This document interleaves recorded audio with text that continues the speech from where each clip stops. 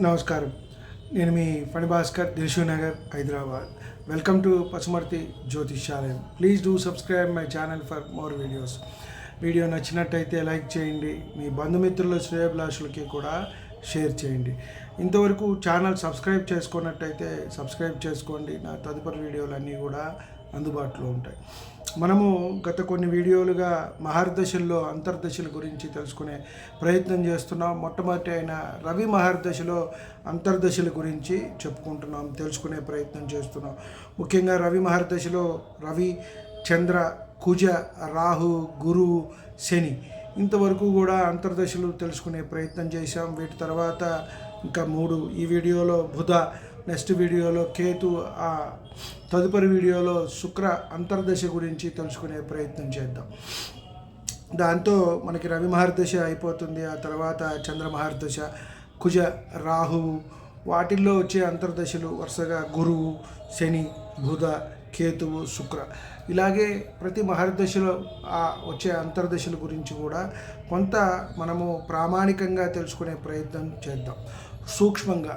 ఎందువల్ల అంటే మళ్ళీ ఒక్కొక్కళ్ళకి ఒక్కొక్క స్థానంలో ఉంటారు. ఒక్కొక్క జాతకుడికి కూడా ఒక గ్రహం ఒక చోట ఉన్నది, మరొక చోట ఉండదు. ఎందుకంటే వారు జన్మించిన సమయాన్ని బట్టి అవి మారుతూ ఉండటం, జన్మ సమయాన్ని బట్టి లగ్నాలు మారుతూ ఉండటం, అలాగే ప్రతి 2 గంటలకి మనకి లగ్నం మారుతూ ఉంటుంది. కాబట్టి లగ్నానికి ఆధిపత్యాలు మారటం, ఆ గ్రహస్థితి మారటం, మళ్ళీ వారు ఉండే నక్షత్రాలు మారటం, రాసుల్లోనే కూడా ఒక నక్షత్రంలో ఉండే ఫలితం మరొక నక్షత్రంలో ఉండదు.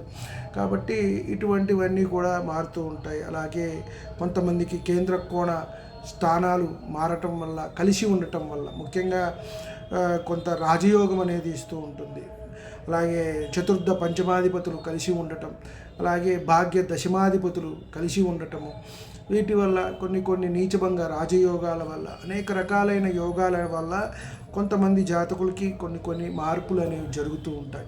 అలాగే ఈ వీడియోలో మనము రవి మహర్దశలో బుధుడి భుక్తి గురించి, బుధ అంతర్దశలో ఎలాంటి ఫలితాలు ఉంటాయా సామాన్యంగా అనే విషయాన్ని మనం తెలుసుకునే ప్రయత్నం చేద్దాం.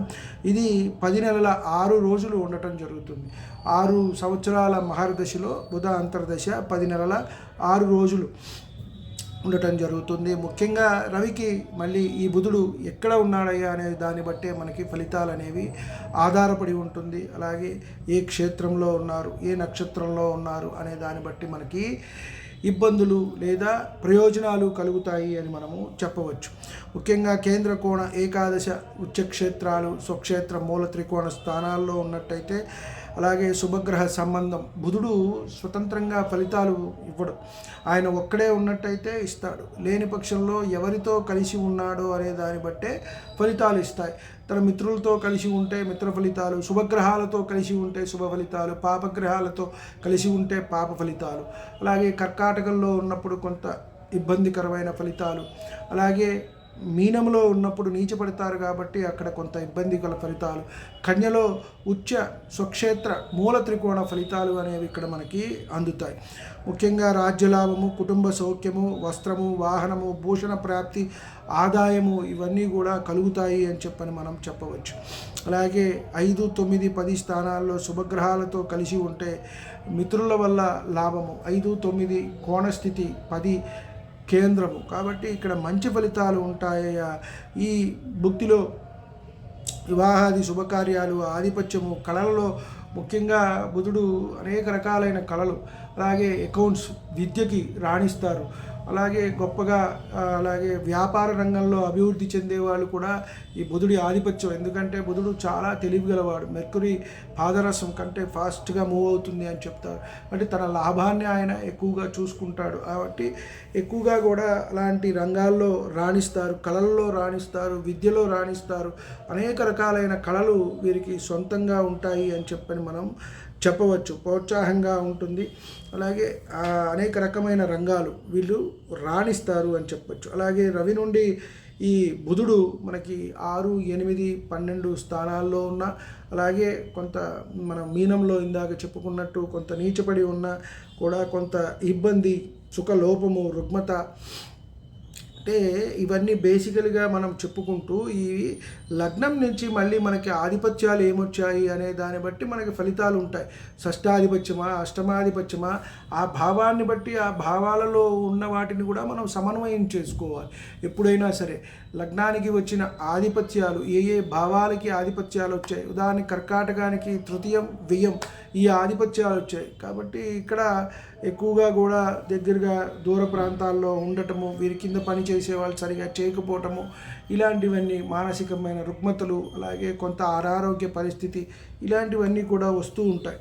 కాబట్టి మనోక్లేశము, భీతి, అగౌరవము, సుఖలోపము, గృహ సమస్యలు, బుధుడు వల్ల కూడా కొంత సంతానపరమైన సమస్యలు ఉంటాయి.